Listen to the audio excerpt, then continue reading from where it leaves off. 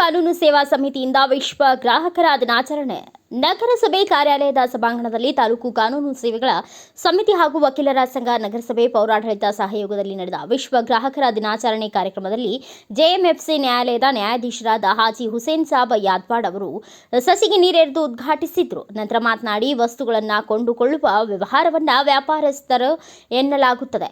ಈ ಮೊದಲು ನಮ್ಮ ಸಾರ್ವಜನಿಕರು ವಸ್ತುಗಳನ್ನು, ಇನ್ನಿತರ ಧಾನ್ಯಗಳನ್ನು ಖರೀದಿಸಲು ಧಾನ್ಯಗಳ ಮೂಲಕವೇ ವ್ಯವಹರಿಸಲಾಗುತ್ತಿದೆ. ಆದರೆ ಅಂದಿನ ದಿನಗಳಲ್ಲಿ ಮೋಸವಿಲ್ಲದ ವ್ಯಾಪಾರ ನಡೆಯುತ್ತಿತ್ತು.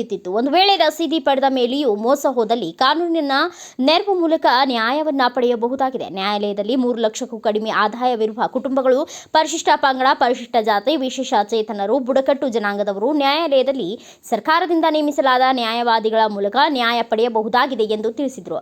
ಗ್ರಾಹಕರ ದಿನಾಚರಣೆಯ ವಿಶೇಷ ಉಪನ್ಯಾಸ ನೀಡಿದ ಹಿರಿಯ ವಕೀಲರಾದ ಎನ್ ಅಬ್ದುಲ್ ಸಾಬ್ ಅವರು, ರೈತರು ರಸಗೊಬ್ಬರ ಮತ್ತು ಬೀಜಗಳನ್ನು ಖರೀದಿ ಮಾಡುವ ಸಂದರ್ಭದಲ್ಲಿ ಕಡ್ಡಾಯವಾಗಿ ರಸೀದಿ ಪಡೆಯಬೇಕು ಎಂದರು. ಇದೇ ವೇಳೆ ಪೌರಾಯುಕ್ತ ಗುರುಪ್ರಸಾದ್ ಎಚ್ ಪ್ಯಾಟೇಗೌಡ, ಪ್ಯಾನೆಲ್ ವಕೀಲರಾದ ಮಲ್ಲಿಗೌಡ, ವೆಂಕಟೇಶ್ ನಾಯಕ್, ರುದ್ರಮುನಿ, ಹುಲ್ಗಪ್ಪ ಹಾಗೂ ಸಾರ್ವಜನಿಕರು ಉಪಸ್ಥಿತರಿದ್ದರು.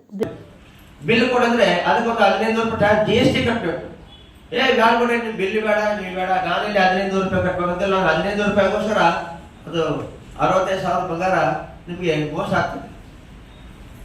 ಒಂದು ಬಟ್ಟೆ ಅಂಗಡಿಗೆ ಹೋಗ್ತೀವಿ, 50,000 ಲಕ್ಷ ರೂಪಾಯಿ ಕೊಟ್ಟು ಬಟ್ಟೆ ಖರೀದಿ ಮಾಡ್ತೀವಿ. ಬಿಲ್ ಕೊಡ್ತಾರೆ ಬಟ್ಟೆ ಅಂಗಡಿ, ಇಲ್ಲಿ ಯಾರು ಇಲ್ಲಲ್ಲ, ಬಟ್ಟೆ ಮಾಡಿ ಬಿಲ್ ಕೊಡ್ತಾರೆ. ಆದ್ರೆ ಅದಕ್ಕೆ ಜಿಎಸ್ಟಿ ಕಟ್ಬೇಕಲ್ಲ. ಅಲ್ಲೇ ನಾವು ನೋಡ್ರಿ, ನಮ್ಮ ದೇಶಕ್ಕೆ ದ್ರೋಹ ಮಾಡಿದ್ರೆ ನಾವೇ ಗ್ರಾಹಕರೇ. ಈಗ ಒಬ್ಬ ಗ್ರಾಹಕರು ದಿನಕ್ಕೆ ಒಂದು 500-600 ಜಿಎಸ್ಟಿ ಟ್ಯಾಕ್ಸ್ ಕಟ್ಟಿದ್ರೆ ಇಡೀ ಭಾರತ ದೇಶದಲ್ಲಿ 140 ಕೋಟಿ ಜನಸಂಖ್ಯೆ, 106 ಕೋಟಿ ಹಣ ಬರ್ತದೆ ದೇಶಕ್ಕೆ. ಹೀಗಾಗಿ ನಾವು ಇದೀವಿ. ನೀವು ಕೇಳ್ಬೋದು, ಲಕ್ಷಗಟ್ಟಲೆ ಕೇಸಸ್ ಪೆಂಡಿಂಗ್ ಇದ್ದಾವೆ, ಕೇಸಸ್ಸನ್ನು ಜಜ್ಮೆಂಟ್ ಮಾಡೋದು ಬಿಟ್ಟು ಇಲ್ಲಿ ಬಂದು ಭಾಷಣ ಯಾಕೆ ಮಾಡ್ತಾ ಇದೆಯಪ್ಪ? ಬರ್ಬೋದಲ್ಲ ಪ್ರಶ್ನೆ.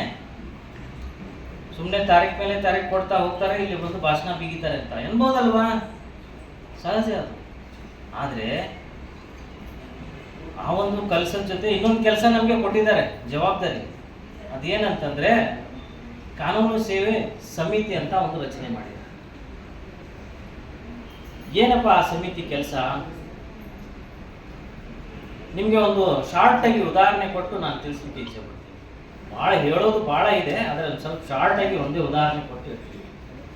ಈಗ ನಿಮ್ಗೆ ಯಾರಾದರೂ ತೊಂದರೆ ಇದ್ದರೆ, ಹುಷಾರಿಲ್ದಾಗ, ಹೊಟ್ಟೆ ನೋವು, ಏನೋ ತಲೆನೋವು ಇದ್ದಾಗ, ಅಥವಾ ಏನೋ ಆಪರೇಷನ್ ಮಾಡಬೇಕು, ಹಾರ್ಟ್ ಪ್ರಾಬ್ಲಮ್ ಇದ್ದಾಗ, ಶ್ರೀಮಂತರು ಎಲ್ಲಿ. ಬ್ಯೂರೋ ರಿಪೋರ್ಟ್, ಶ್ರೀನಿವಾಸ್ ನಾಯಕ್, ಭಾರತ ವೈಭವ news, Siruguppa. Thanks for watching. Read, discuss and debate with editor Dr. Yan Prashant Rao. Wanted reporters in print, digital and visual media for Bharat Vaibhav Daily Newspaper, BV News Channel and BV Fast Web News from all the talukas of Karnataka. If interested, send your resume to 9482633333.